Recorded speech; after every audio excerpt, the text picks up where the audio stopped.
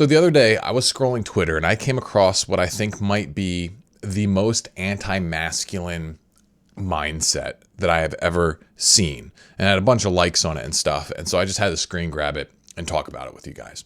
So for context, the main parent post was someone just like talking about how, oh yeah, we don't approach women in real life because there are good reasons not to. That was pretty much the essence of it. They didn't even say what the reasons were for why guys don't approach women in real life. He just said that there are good reasons not to.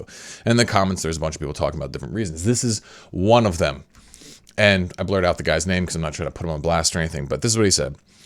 If they are remotely attractive, I just assume they're unavailable. Women, especially attractive ones, are never truly single. There is always a dude somewhere in the picture. Approaching just seems like you're asking for trouble. Of course there are exceptions, but they aren't the norm. So basically, what our friend here is saying is that he never wants to approach a woman, particularly an attractive woman, because that might mean that he'll need to compete. And this is the thing that blew my mind. It's like, that's literally what masculinity is. It's the willingness to compete. That's what our entire sexual dynamic is built upon. That's what male sexual attractiveness is the capacity to compete and win.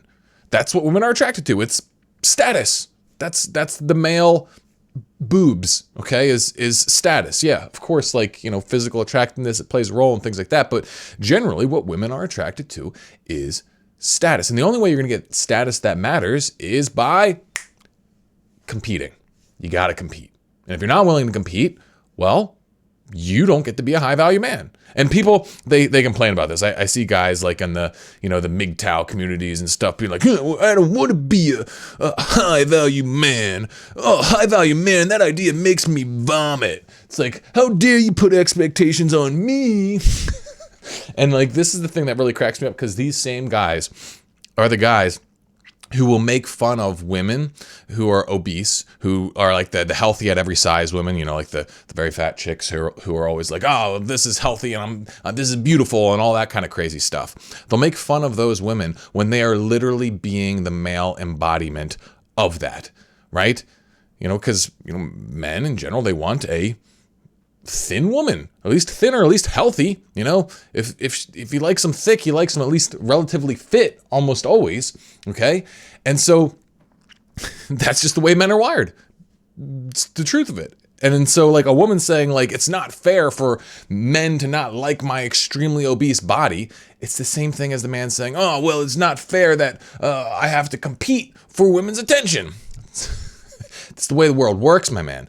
So like, if you do not embrace competition as a man, then you are signing up to be unhappy. Not just because you're never going to be able to find a woman you like that way, but also you're just never going to get to know yourself. A huge part of yourself as a man will be found in willing to thrust yourself into the fire.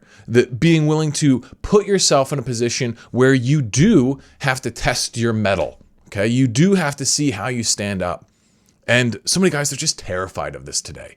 They're so afraid to get into the arena and compete. And I sympathize with this because I understand what's happening. What they've done is they've associated their worth as a man with their status. And they're certainly connected, but they're not the same thing. Like if you want to break out of this, you want to learn how to compete, you want to learn how to actually love it, and give yourself at least the chance to get a life, a woman, a career that you love, well, then you need to be able to compete. And the way that you got to do that is you have to make a mindset shift.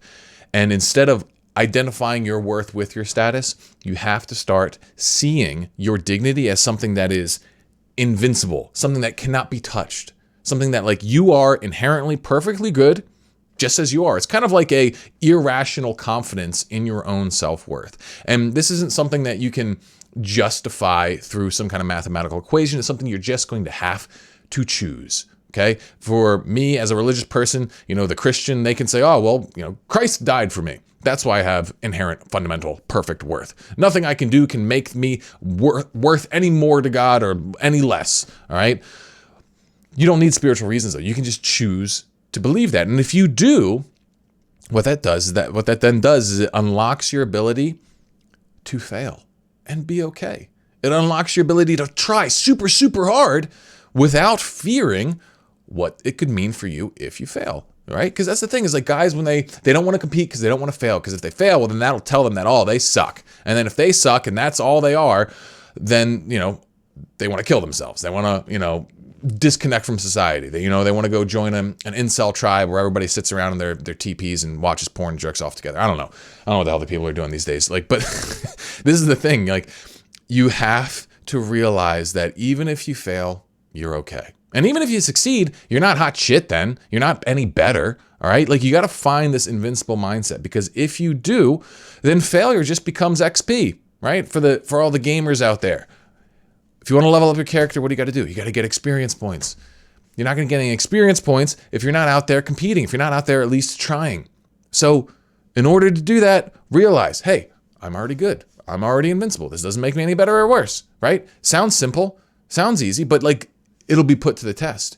And it's that willingness to stay present with yourself in the face of failure, or even just in the face of potential failure, that's going to allow you to gather the experience that will allow you to ultimately raise your status, become that high value man who is attractive to other people. And that's not just attractive to other women, it's attractive to other men too. If you want to have good friends, good guys around you, you gotta pursue goodness. And there's always going to be a possibility for failure, a possibility for getting beaten, a possibility for getting embarrassed, and that sort of stuff. And you just have to choose. I'm going to make this clear. It's a choice to have a mindset that is bigger, to have a sense of identity that is bigger than any just conditional data point of this success or that status or how much money you have or how big your dick is or how many sexual partners you have, whatever it is. None of that stuff can define you. At the end of the day, you just have to decide, I'm worth it. And if you do that, eventually you will find a woman who is willing to believe that you are worth it too. But you have to be displaying that.